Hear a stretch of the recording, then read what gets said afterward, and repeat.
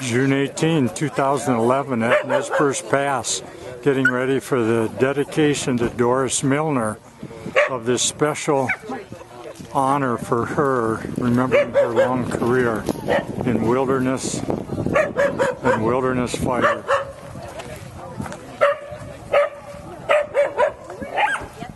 To photographs in front of the sign here? Sure. Since you had not really, but I still like her. Yes, that's good. Just I'll pan over to Doris's side.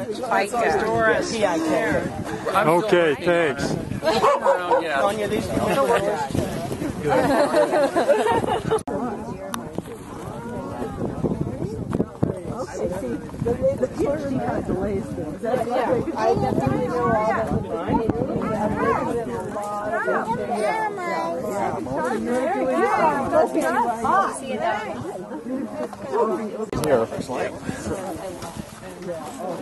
Yeah, this is a nice.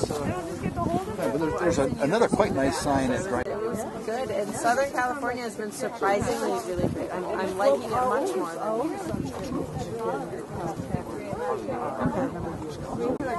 And I'm not either. They never told me not too much.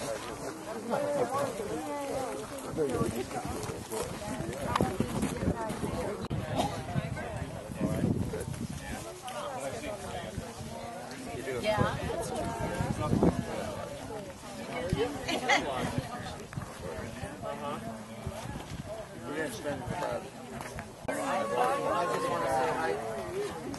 Our little town got flooded.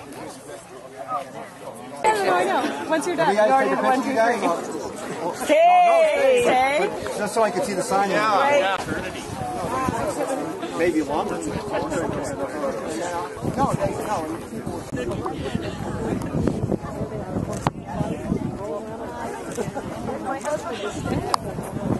Okay. Okay. All right, Ray. Everybody miss it here.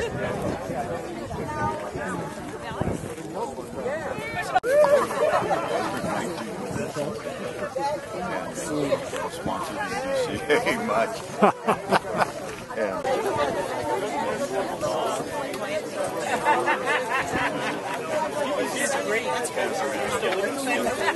And sorry for the folks out there. I see you all have good rain gear. So, and if it gets too bad, one of those government rigs, you paid for them, you can sit in them.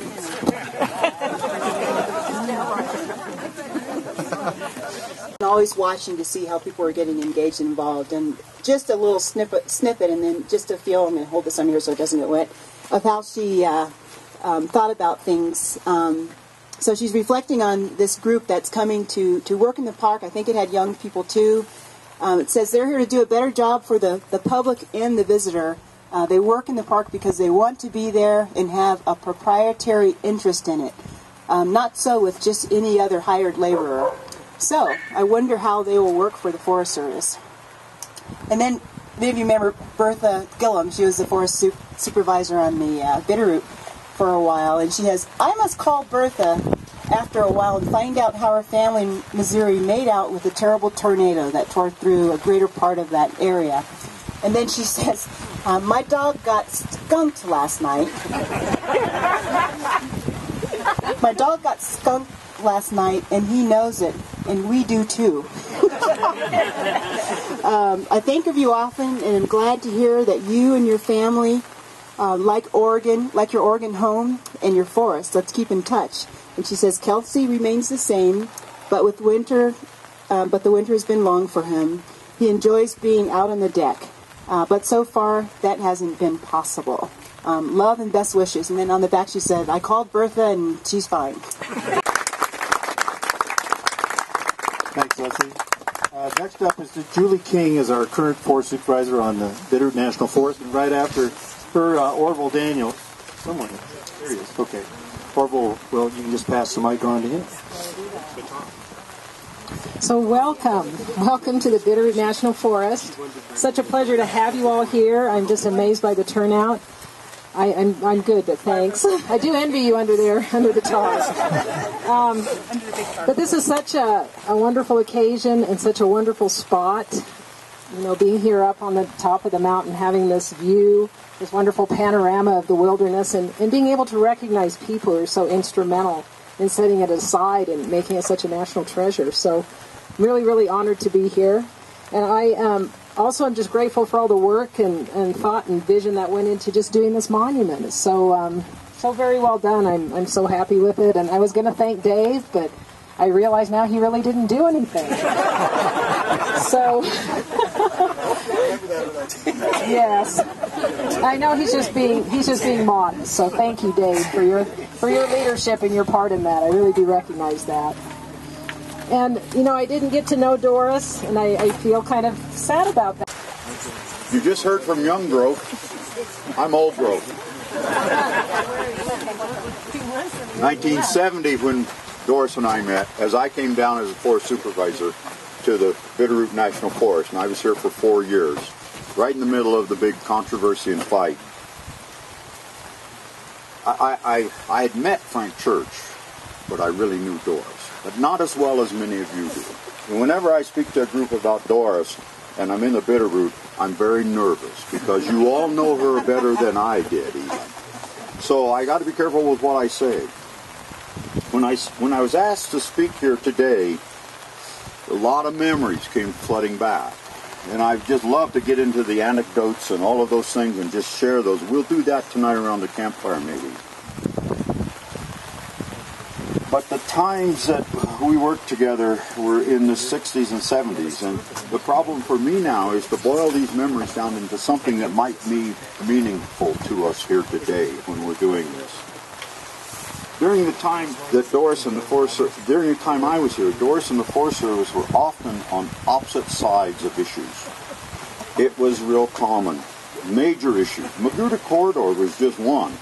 It was major, but it was just one. DDT spraying for spruce budworm, terracing, roads, clear cutting, all of the things that were going on, she was wild country here in the Selway and also in the Sapphires.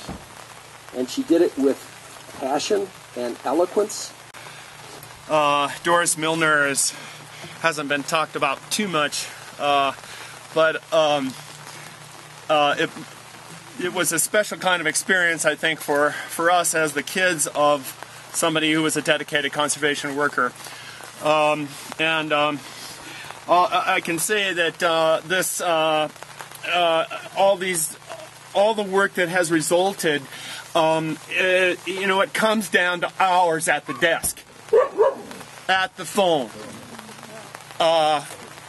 It comes down to day after day, concentrating, bearing down, dealing with, and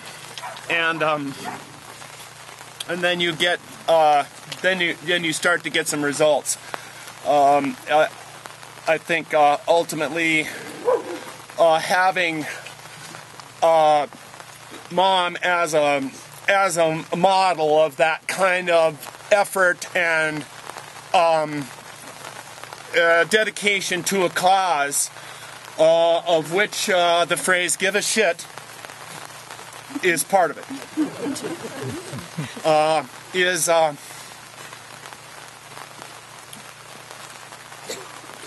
one of the most important things in my life, and I think it's something that a lot of people can tune into and benefit from.